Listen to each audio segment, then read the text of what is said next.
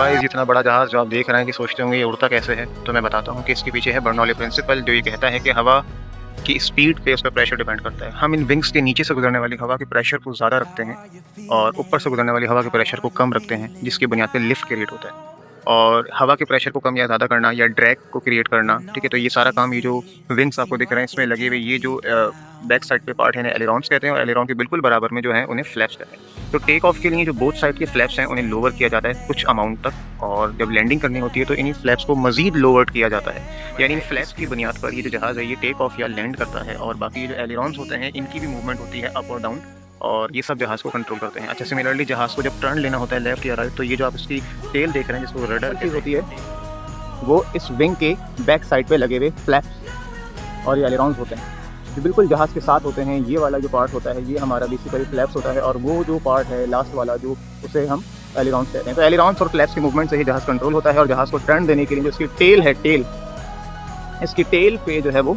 Last वाले part को देखें तो इसको रडर कहते हैं। ये रडर की जो मूवमेंट होती है इस तरीके से, तो ये जो मूवमेंट है उसकी बुनियाद पे जो जहाज़ है वो टर्न। और ये थ्रस्टर जो है वो आपको पता है कि न्यूटन के थर्ड लॉ के अकॉर्डिंग जब ये थ्रस्ट क्रिएट करते हैं तो बैकवर्ड एक्शन के नतीजे में जो बैकवर्ड एक्शन होता है हवा पे, तो हवा उसका अगर रिएक्शन जहाज़ को फॉरवर्ड पुश करती है। तो ये जो हमारे थ्रस्टर्स होते हैं ये थ्रस्ट क्रिएट करते हैं, जिसकी वजह से जो हमारा जहाज़ है वो आगे की तरफ मूव करता है।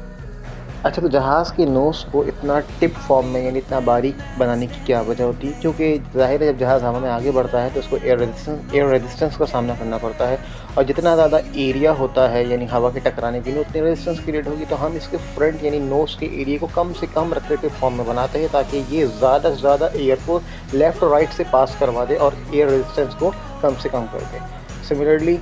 जहाज़ एक खूबसूरत तरीन इन्वेंशन है, लेकिन सबसे ज़रूरी इन्वेंशन ये पहिया है। अगर ये पहिया नहीं होता तो ये लैंडिंग नहीं हो पाती। जस्ट लाइक दिस, इसकी टिप देखिए कितनी बारीक है, कितनी नोकीली है, क्योंकि ये जेट इंजन है। इसको जितनी फास्ट स्पीड ट्रैवल करना है, इसको अपने सामने से आने वाली हवा को उतनी ही प्रेशर से कट करना है, क्योंकि जब तक हम सामने से बढ़ने वाली हवा को नहीं काटेंगे, उसके रेजिस्टेंस के खिलाफ काम नहीं करेंगे, जब तक हम आगे नहीं बढ़ सकते। तो जब भी एक तो ये जेट इंजन होते हैं, प्लस इनकी जो टिप है वो इतनी बारीक बनाई जाती है आगे से।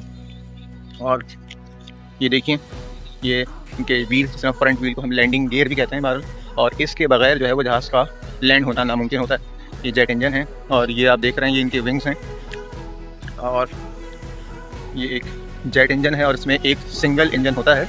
जो थ्रस्ट क्रिएट करता है, और ये इसकी टेल है, और जिसमें आप ये देख रहे हैं ये इसका रडर है जो जहाज़ की लेफ़्ट राइट मूवमेंट यानी टर्न को कंट्रोल करता है। और इसी तरह ये विंग्स जो होते हैं, इन विंग्स में ही जो है वो हमारे पास जो है वो फ्लैप्स और एलेरॉन होते हैं, और विंग्स में जो फ्लैप्स और एलेरॉन की ही मूवमेंट जो है वो